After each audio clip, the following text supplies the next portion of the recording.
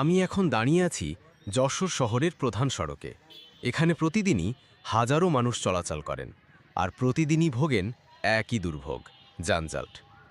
প্রধান সড়কগুলোতে একসাথে রিকশা, অটোরিকশা আর বড় বাস চলার কারণে তৈরি হচ্ছে তীব্র যানজট। সকাল বিকেল অফিস সময়ে এই সমস্যা আরও প্রকট আকার ধারণ করে।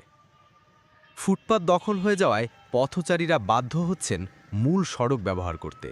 এতে গাড়ির গতি কমে আসে আর তৈরি হয় দীর্ঘ জট। মাত্র আধা ঘন্টার রাস্তা কখনো কখনো 1 থেকে 1.5 ঘন্টা লাগে। প্রতিদিনই ভোগান্তিতে পড়তে হয়। অবৈধ গাড়ি পার্কিং, অপ্রতুল ট্রাফিক সিগন্যাল আর নিয়ম না মানা চালকের কারণে এই সমস্যা আরও জটিল হচ্ছে।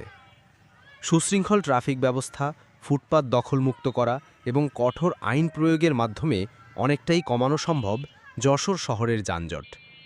যানজটমুক্ত যশোরের জন্য প্রয়োজন প্রশাসনের কার্যকর পদক্ষেপ এবং সাধারণ মানুষের সহযোগিতা। যশোর থেকে মোহাম্মদ সাইদুর রহমান, সাইদ মিডিয়া।